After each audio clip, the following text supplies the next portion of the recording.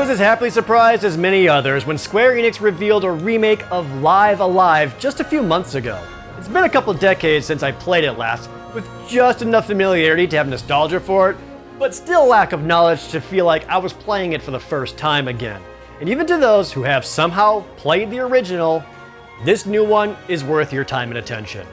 Live-Alive was originally a Super Famicom RPG from Squaresoft. It was one of those SNES era RPGs that never got released in any other territory besides Japan. But thanks to the momentous emulation scene, myself and thousands of others played it thanks to fan-made translations.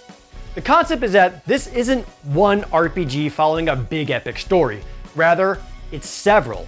There are 7 playable characters, each having their own self-contained story and chapter to play through. And these can be played in any order, allowing you to pick and choose which looks most appealing to you.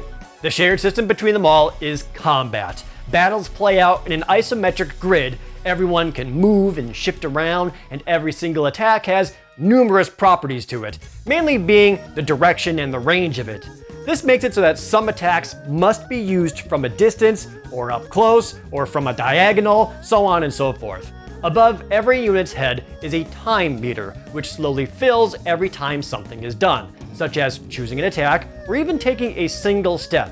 This means you are able to determine who's up next for an action or intentionally bait someone into taking their turn first and reacting to that. More importantly, a red bar indicates a unit charging up an attack, which can be interrupted with any move that spins, shifts, or knocks back a unit. This means that every battle is not as simple as mashing a basic attack command or entirely mindless. There is some forethought that goes into every choice you make, as positioning can matter, like staying out of a tile on fire or even hitting an enemy from behind.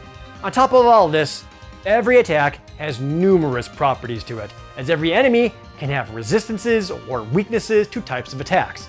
This goes beyond the usual elemental weaknesses like fire or water or darkness doing extra damage.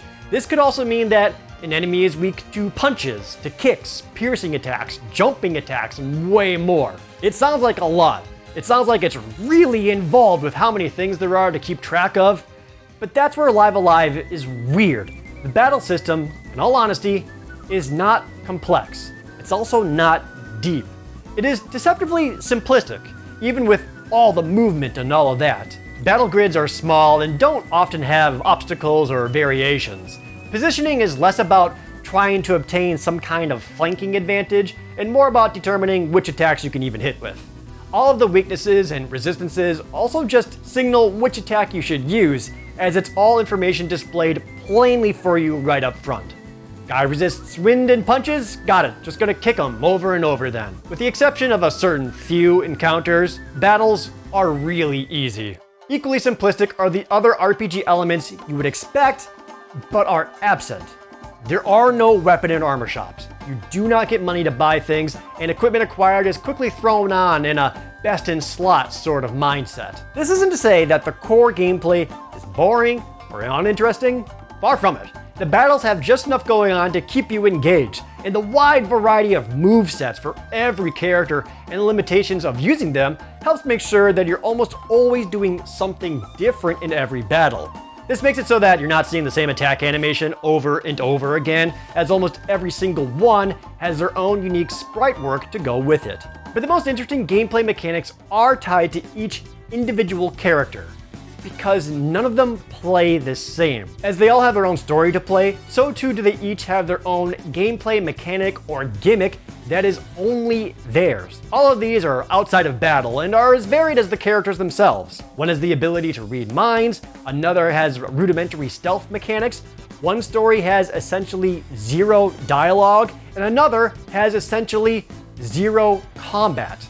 Each story chapter is quite short. Some of them can be finished in like an hour. The longest one can be maybe 3 hours or so. This isn't a detriment. The short playthroughs of each make sure none of them overstay their welcome or get too tiring. It causes the whole game to be easily digestible, playing through a chapter or two at a time, never getting bored as each one wraps up and quickly moving on to the next. I also want to commend the voice acting in the entire game. This is some incredibly good voice acting. Seriously, it's like a night and day difference comparing Live Alive to the last 2D HD game Triangle Strategy. Even though each chapter is short and self-contained, it's worth seeing all of them. And while I did find certain ones not as strong as the others, like the Imperial China or prehistoric ones, they're all generally quite good. My favorites were the Wild West and the Far Future. And to be clear, you're going to want to play every single chapter. I won't say anything more beyond that for spoiler reasons, but play all of them. And that's when Live Alive is at its best. I only had a few frustrations while playing. Like I said, some of the chapters felt a bit more exhausting than the others. For example, the end of the Imperial China chapter is essentially a boss gauntlet and constant fighting, and certain moments in the Feudal Japan chapter caused a bit of aggravation. I also got frustrated at stat screens for each character due to conflicting information. Some equipment raises physical attack, some increases special attack. That I understand, but what the hell is the difference between those and just plain attack? Which of these 3 attack statistics should I be prioritizing here? There is no explanation to any of these, nor does it explain anywhere what even constitutes as a physical or special attack. It's not as intuitive as you would believe. And the whole game has a lot of poop jokes. Grading Live Alive is conflicting. What it does really, really well, and generally I had a great time playing the whole game. However, it's not deep. At no point did I feel smart or like I was making incredibly smart decisions because the combat is so simplistic. I wouldn't call it basic, but at no point was I intellectually challenged. Enemies and bosses in particular don't have advanced strategies required, as all you need to do is beat their ass and keep your hit points above 0. While each chapter is short and enjoyable, this also means that none of them get really deep into exploring each character or having a deeply engaging story that really hooks you because it's over before you know it. But it's good. So long as you know what you're getting into, you'll like all the bite-sized scenarios. Imagine it like a plate of appetizers. There isn't much to each one on the plate. They're all tasty, but it's gone quick. But that's all fine, because I can get full on just appetizers. And to keep the spoiler-free food theme, the dessert is absolutely fantastic. Live Alive earns a 9 out of 10. It is a pretty short playthrough. You can get done with the entire thing in less than 25 hours. The most important note here is for everyone who has played the original. This new version is absolutely worth playing it again.